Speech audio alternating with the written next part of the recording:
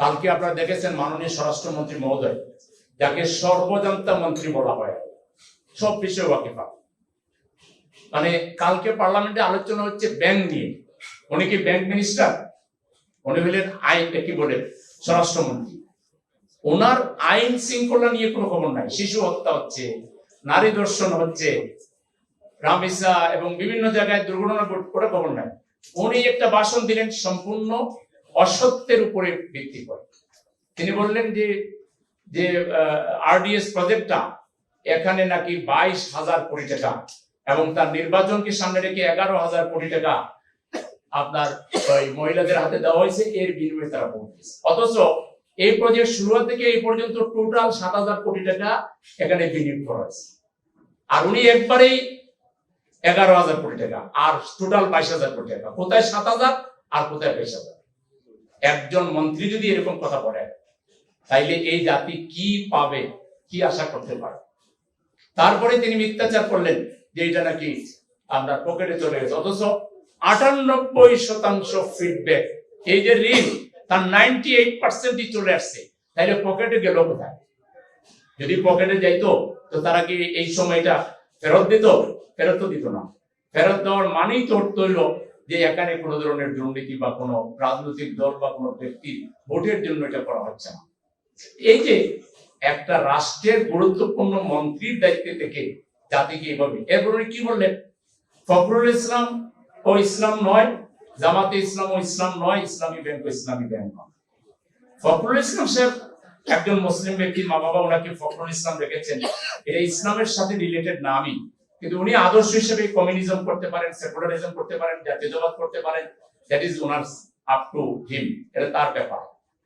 এটা তার দলের নেতার ব্যাপারে তিনি যা বলেছেন এটা যদি সঠিক হয় এখানে আমাদের কিছু বলার নাই। আমরা জানি তিনি একজন কমিউনিস্ট আন্দোলনের নেতা ছিলেন, ছাত্র জীবনে ছাত্র ইউনিয়ন করেছেন, পরে গোল পাল্টিয়ে তিনি এখন বিএনপি করেন। বিএনপি একটা জাতীয়তাবাদী দল। জাতীয়তাবাদ এটা কোন ধরনের আদর্শ এদেশের আলেম ওলামারাই বলবেন। সময়ের সাথে সাথে দেখা দেয় নিত্য নতুন প্রয়োজন। রেডি থাকতে হয় প্রতি মুহূর্ত। তাই এলো ইনোভার, যেন আপনি লাইফে থাকেন রেডি প্রতিদিন। Innova, designed for now. সেটা আমি বলতেই না গেলাম। তাহলে উনি ওনার দলের নেতার ব্যাপারে বলছেন ইট ইজ ট্রু, কিন্তু ট্রু হতে পারে যদি তার দলের নেতা প্রতিবাদ না করেন তাহলে ঠিক। কিন্তু জামাত ইসলামী আপাদমস্তক কোরআন সুন্নাহকে ফলো করে একটি কল্যাণ রাষ্ট্র, কোরআনিক সমাজ, কোরআনময় সমাজ প্রতিষ্ঠার জন্য কাজ করছে। জামাত ইসলামী ইসলামী দল নয় এটা বলাটা উনি কিন্তু জামাতের প্রতি অবিচার করেছে, ঠিক করেন নাই। আর ইসলামী ব্যাংক সুদের বিপরীতে একটি কল্যাণ রাষ্ট্র প্রতিষ্ঠা, ইনসাফ রাষ্ট্র প্রতিষ্ঠায় ইসলামী ব্যাংক কাজ করেছে বলেই তো এশিয়ার মধ্যে অন্তত এক ডজন টাইমস ওরা শ্রেষ্ঠ ব্যাংক হিসেবে, সারা ওয়ার্ল্ডের অন্যতম শ্রেষ্ঠ ব্যাংক হিসেবে স্বীকৃতি পেয়েছে। এই ভালোটা আপনাদের ভালো লাগে না। বলছেন যে বিএনপির হাতে ইসলামী ব্যাংক সেফ। বিএনপির হাতে সেফ হইলে গ্রাহকরা এত অসন্তোষ প্রকাশ করত না। আপনাদের হাতে সেফ, এটা আপনারা বললে তো হবে না, কাজে প্রমাণ করতে হবে। ফ্যাসিবাদের দূষণকে তিনি এই ব্যাংক সম্পর্কে কি জানেন? ইসলামী ব্যাংক সম্পর্কে তার কনসেপ্টটা কি? তিনি বাংলাদেশ ব্যাংকে চাকরি করেছেন এবং তিনি বহিষ্কৃত, পদচ্যুত, ফ্যাসিবাদের লোকদের সহযোগিতা করার অপরাধে তাকে বাধ্য হয়েছে। সেই লোকটাকে এনে ইসলামী ব্যাংকের চেয়ারে বসে নিলেন। আর আপনাদের ব্যাংক সেফ এটা আপনি বললেই হবে? জনগণকে তো বিশ্বাস করতে হবে। এই ব্যাংক নিয়ে সরকারের তরফ থেকে এই ধরনের আচরণ সত্যি দুঃখজনক, অত্যন্ত বেদনাদায়ক।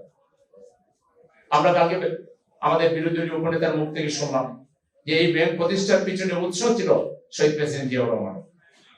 আর বেগম খালেদা জিয়া তিনবার প্রধানমন্ত্রী ছিলেন, একটাবার ওই ব্যাংক নিয়ে তিনি কোনো প্রশ্ন তুলেছেন? কোনো কিছু করেছেন তিনি? তাহলে বেগম জিয়ার চাইতে আপনারা বেশি ব্যাংক বুঝে ফেলেছেন নাকি? আপনারা বেশি সজাগ। এটা আপনাদেরকে বল পথে পরিচালনা করা হচ্ছে। আপনারা এই ব্যাংক ধ্বংস হলে কি পরিমাণ দেশের অর্থনীতির ক্ষতি হবে এটা কি আপনারা পোষাইতে পারবেন? আপনাদের এই অভিজ্ঞতা আছে? আপনাদের এই ব্যবস্থা আছে? এই ব্যাংকেরই একজন ডাইরেক্টর, বিরোধী দলীয় নেতা ডাক্তার শফিকুর রহমান একসময় ডাইরেক্টর ছিলেন, প্রায় 8 বছর আমার জানা মতে তিনি ডাইরেক্টর ছিলেন। তিনি বলেছেন প্রায় 32% রেমিটেন্স বিদেশ থেকে এই ব্যাংকের মাধ্যমে আসে। আজকে যদি আস্থা উঠে যায়, টাকা উঠে নেয়, রেমিটেন্স বন্ধ হয়ে যায়, তা আপনারা কি কি চিন্তা করেন? গায়ে মানে না, আপনি মূলক, আপনি নিজে নিজে বলছেন যে আমার হাতে সেফ। আপনার হাতে সেফ, তাহলে মানুষ টাকা উঠে নিচ্ছে কেন? তাইলে রাস্তায় মানুষ মিছিল করছে কেন?